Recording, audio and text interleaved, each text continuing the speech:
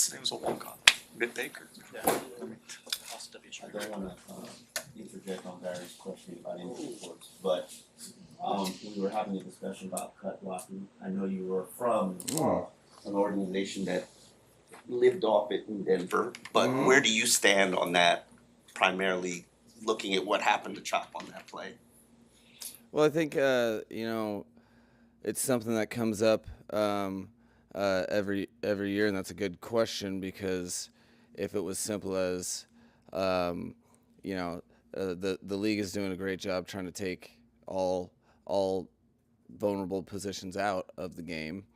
However, there's the unintended consequences of rule changes that, that the block that the cross sift block is what we call it. That block, I actually have professional experience with that being outlawed, and it was in the Senior Bowl in 2012. And a young Melvin Ingram was beelining it towards tight ends and just tattooing them. And so the debate is, I'm not sure if there's a right or wrong answer, but there's a real consequence of a defender not having to brace for the potential lower extremity block. Like the Senior Bowl, in the Senior Bowl you can't go low at all. So then you have a defensive player charging full speed at the tight end. So what comes into question is the safety of the head and neck. So when you do go low from a non-adjacent spot, the defender either has to slow down or avoid, which has takes away an impact. But what's right or wrong, the thing that doesn't cause an injury, I think the debate is more, it's not really like where you stand on it. I think it's a real debate of, player safety on their lower extremities and player safety with the head and neck and those extreme collisions. So I understand both arguments. I really do. And I think there's the one about the head and neck is real, just like the safety of our defensive players getting blocked below their waist. Mike, we saw Brewer surface on the injury report with the hip. Did you expect him to play Thursday? Well, I think myself, I think his teammates and Aaron Brewer himself would say that, I think there's a strong chance that if there's a will, there's a way.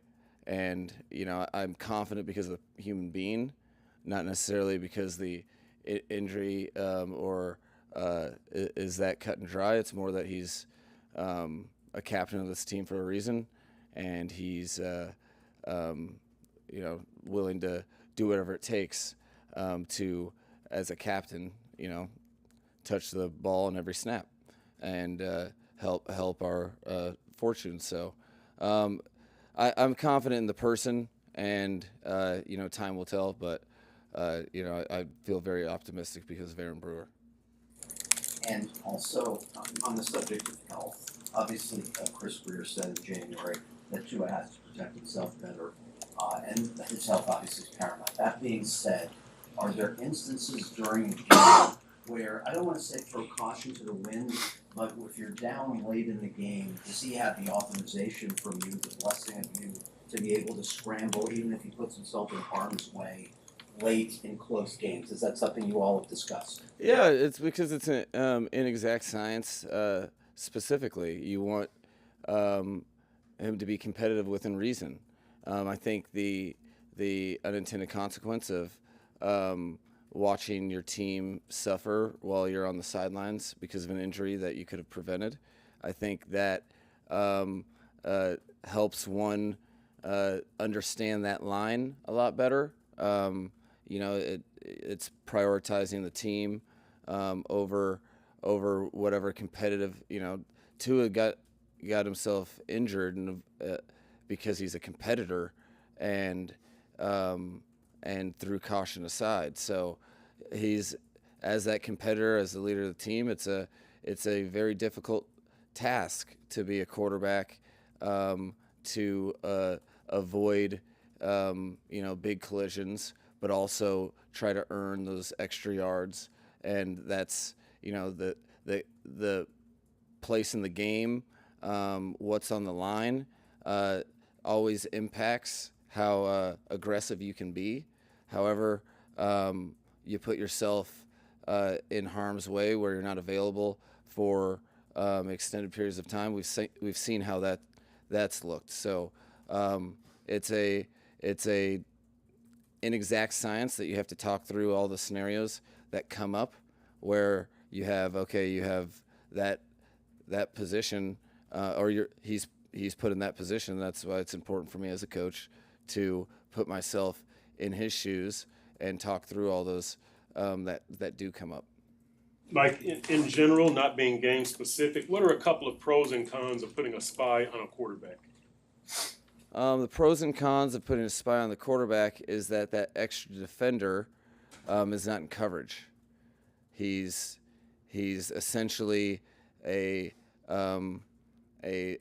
pass rusher that didn't get home but has the depth to adjust to the scramble. So if you're playing, if you're spying the quarterback, you typically don't have enough human beings to zone, so you're in a man situation. And that has pros and cons depending on all things. And then you don't have that extra rusher or the extra player that, man coverage, the math works out that man coverage with a 4-man rush, you get one extra player in the middle that can play to the aid of all the man coverage players with outside leverage. You blitz that guy, guys usually have to take inside leverage and don't have help. But hopefully the ball comes out faster, so you don't have to cover as long. The risk of a spy is the pass rush not getting home, and you're playing for a scramble. But there's always, it's a tool in the toolbox that there's always a time and place. And if your matchups on the edge or interior, if you can get home with a 3-man rush, it allows you to do a lot of different things. The 4-man rush spy is tough because, like I said, you don't have help, so you got to get home as well. Mike, watching Tua on Sunday, I think there was a third down where there was like a little space to run, and it almost seemed like he thought about it for a second and ran out of bounds instead. I know it was emphasized to him this offseason, the importance of availability and mitigating risk. Do you feel like that message from Chris has latched onto him this season? And then even going off that, has it almost made him, I guess, think maybe too long on any given play, or maybe made him gun-shy? That's something that's definitely on my radar, because it's a tricky thing to play football and prioritize not getting injured when there's 100% injury rate. It's tackle football. So it's a tricky game that you play. And so I'm very aware of that, considering all the emphasis. And it's an inexact science that you have to grow with reps without pushing the line. Because if you push the line, the risk is inavailability. So I've been watching intently, and I've seen him do a very good job trying to extend plays appropriately. The art is extend it when the play's there to be made. You got to see all 11 defenders, and do it when you're not going to get hurt. That is a, I think the team plays as a team. Their franchise quarterback continues to develop and get better, and they fight through adversity. There's the team itself. I think hats off to Coach McDermott, because there's he hasn't changed in the process, and they've had some tough times that have made them their core I think even stronger. So I think the consistency of from the head coach and the quarterback is absolutely on the forefront, but then the connectivity of how they play the game and their effort. It's always sound ball that's ultra competitive. So you do that over time, and you find a formula for success. And I think they haven't changed who they are in that way, and that's they've been very successful doing what they do, and they force teams to beat them, not to lose. They don't hope to win it. They force them to beat them, and that's why it's a great matchup for our team trying to get a win, because we're gonna have to earn it. What was your introduction to the Bills-Dolphins rivalry? Was there like a moment that it kind of set in, or? Yeah, it was a middle finger team. How does it affect your play calling when the defense is struggling to get a stop or struggling to get off the field? I wouldn't say that it's more of the, I'm doing the math of possessions and trying to equal that out. When the last two games, we've started with the opposing team has had the ball for longer than we would like. In those moments, your possessions go from whatever the average is, 12, 10, 11, it goes to 8, and you're trying to also occupy the ball, just get first downs to get some of that time of possession back. It is it's more difficult in those situations to get a sustained ground game going unless you get some time of possession back yourself, convert third downs, and keep the ball and utilize the opportunity of the possession. So you're always playing the game. I would say that it's more about the ability to get points and that how much time you have left, all of that stuff. But it's less about like how I feel about the way the defense is going to perform in the future. You're always taking the situation in and adjusting. But I've seen, the NFL game is quite odd. There's time of possessions that I think we had I don't know how many minutes, but it was something close to a single handful in the first half, and then got 20-some minutes in the second half to balance the game out a little bit. So it affects me, but in the way of the team, not necessarily confidence or conviction in the unit, because you believe that your team is tooled to adjust and figure it out during the game, and you play the game as the defense is allowing it. A lot of times defenses change too. Defenses change when their offense is possessing the ball. They try to bait you into turnovers more by playing a little softer and a little more conservative, because they don't want to. If they feel like they have a 1 or 2 possession lead. They don't want that score to get equaled out so fast. What would be your best estimation of the status of Waller, Washington, and Wright? 3 W's. Waller, the Waller and Jalen Wright. We'll see how the rest of the week goes. So, I know they're putting their best foot forward. I think